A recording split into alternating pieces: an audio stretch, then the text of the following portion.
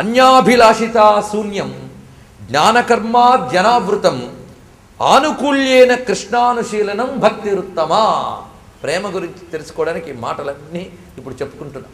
ఎందుకంటే కొన్ని అద్భుతమైన మాణిక్యాలు మట్టిలోని మసిలోని కలిసిపోయాక ఆ మాణిక్యాన్ని బయటికి తీసేటప్పుడు ఎంతో క్లీన్ చేయాలి. అలాగే ప్రేమ అనే గొప్ప మాణిక్యం ఈ లౌకిక వాసనలో ఉన్న వాళ్ళలో పడి మట్టంటుకుపోయింది. దాని అసలు స్వరూపం చూపించడానికి ఇప్పుడు మనం కడగాలి. కనుక దాని అసలు స్వరూపం చూపించడానికి ఇన్ని వాక్యాల ప్రమాణాలు మనం తీసుకుంటున్నాం. అన్యాభిలాషిత శూన్యం జ్ఞానకర్మాద్యనావృతం.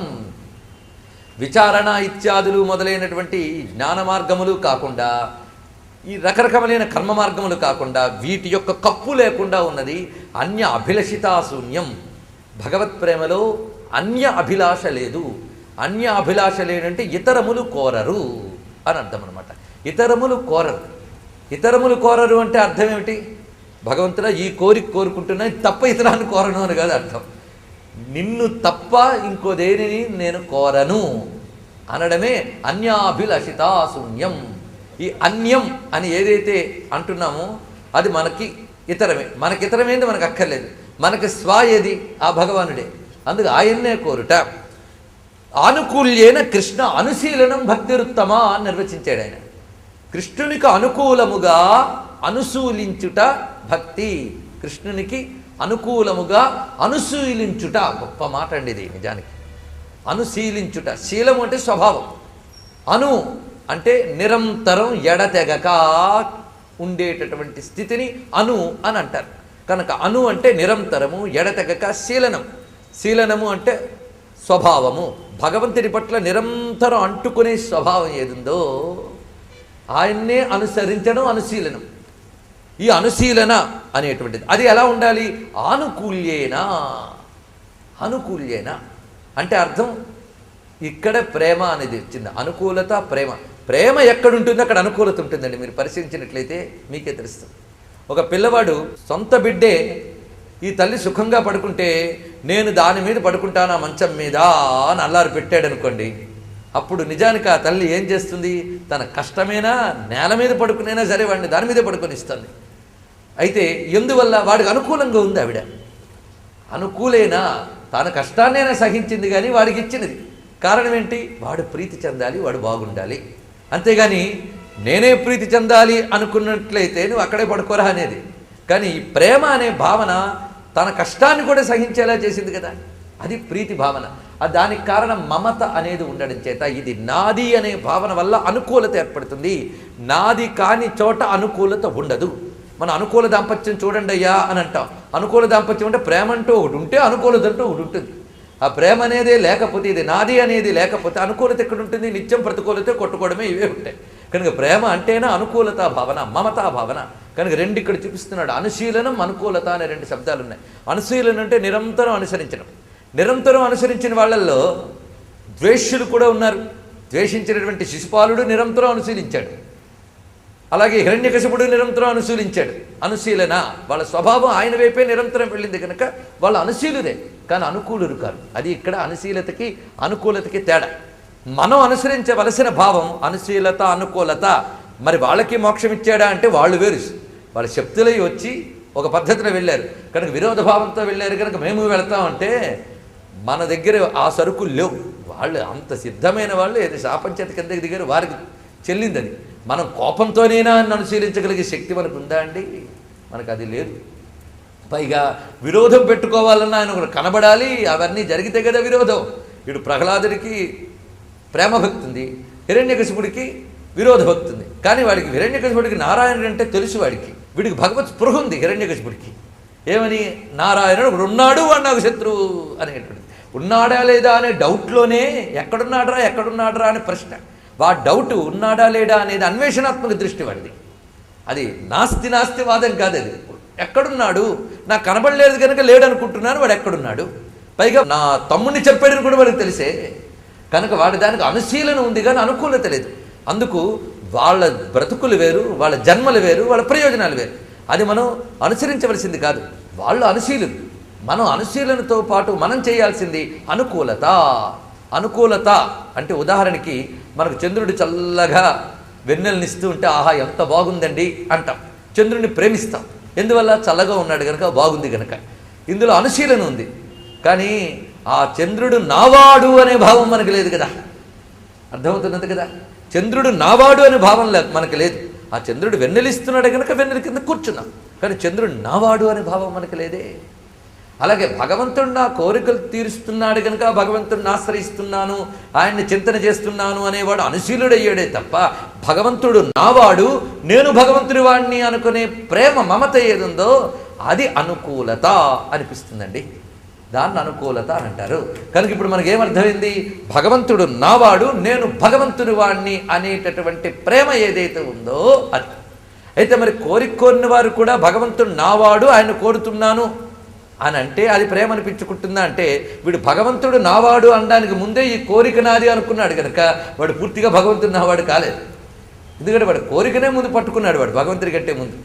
కనుక ఈ కోరిక భక్తులు వీళ్ళందరినీ అటు వదిలేయాలి నారదుడి భక్తి దగ్గరికి వచ్చినప్పటికీ. కనుక అనుకూలత అనుశీలత అనే మాటకి ఇంత చక్కటి విషయం ఉంది. కనుక ద్వేషాది భావాలతో భగవంతుడిని అనుసరించినటువంటి హిరణ్యకశిపుడు, రావణుడు, శిశుపాలుడు, కంసుడు మొదలైన వారందరూ ప్రతికూలురు. వాళ్ళని ప్రతికూలురు, వాళ్ళకి ఆయన అంటే ఎవర్షన్ వచ్చింది, అందుకు వాళ్ళు ప్రతికూలురు. వీళ్ళు అనుకూలు.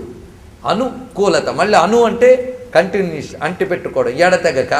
కూలమును అంటుకుని ఎడతెగక వచ్చేదానికి అనుకూలత అన్నారు. కూలం అంటే ఒడ్డు, అంటే నిరంతరం భగవత్ సన్నిధిలో మనస్సు నుంచి ఈయన నావాడు, నేను ఆయన వాణ్ణి అనేటువంటి ఆ స్వభావంతో అనుసరించి వెళ్ళేటువంటి ఏ చిత్తవృత్తి ఉందో దాన్ని ప్రేమ అని అన్నారు. కనుక అనుకూలతయే ప్రేమ అని అద్భుతంగా వ్యాఖ్యానించాడు ఈ మహానుభావుడు.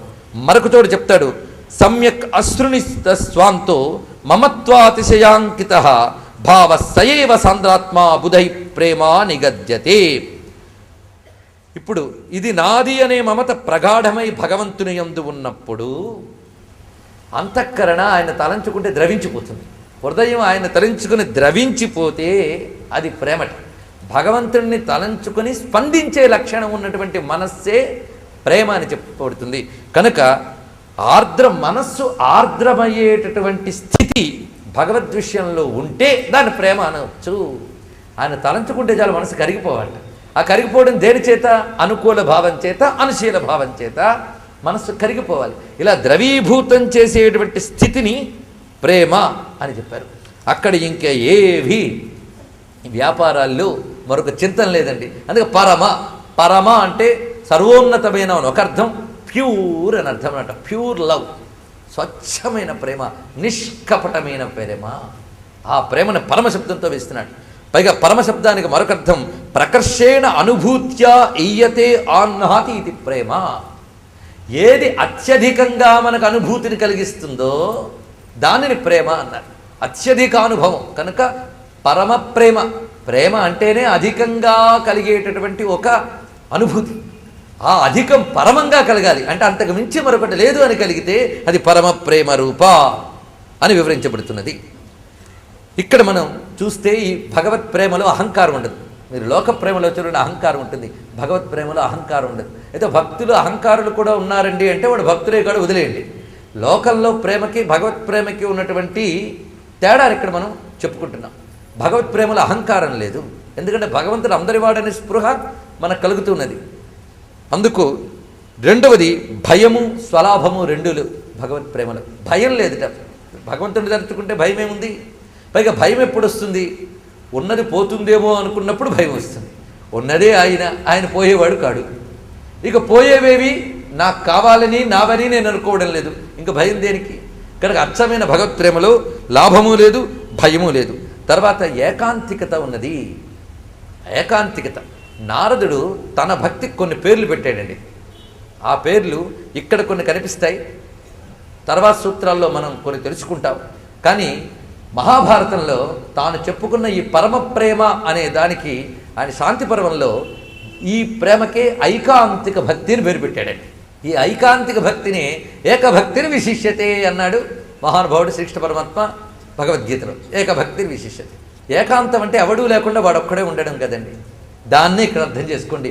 తన మనస్సులో పరమాత్మ తప్ప ఇంకేమీ లేకపోవడమే ఏకాంతం. కనుక ఐకాంతిక భక్తి అంటే ఏమిటో పరమ ప్రేమ రూప అన్న అదే ఇక్కడ చెప్పబడుతున్నది. కనుక ప్రీం తర్పణే ఇది ప్రేమ అన్నారు. తృప్తికి సంబంధించిన విషయమే ప్రేమ. ప్రేమ అంటే దేని పట్ల నీకు తృప్తి కలుగుతుందో, దేనివల్ల నీకు తృప్తి కలుగుతుందో అది నీకు ప్రేమ వస్తుంది. కనుక భగవంతుడే తన తృప్తికి స్థానము అనుకునేటువంటిది ప్రేమ రూప అని వివరించబడుతున్నది.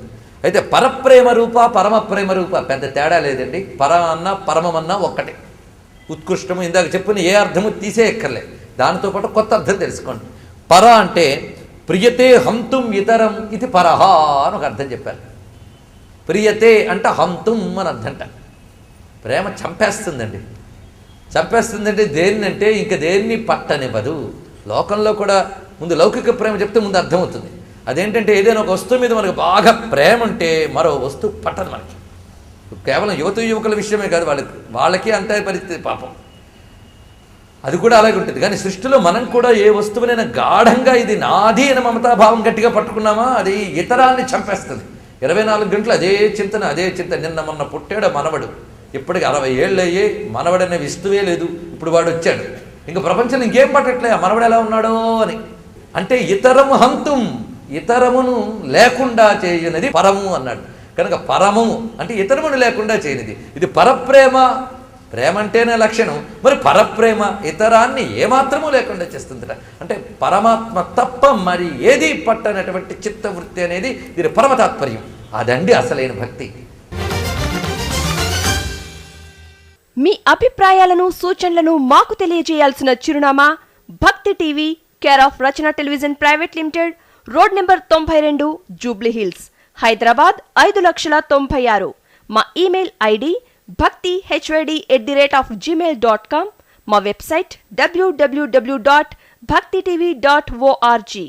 Phone number 901012223333.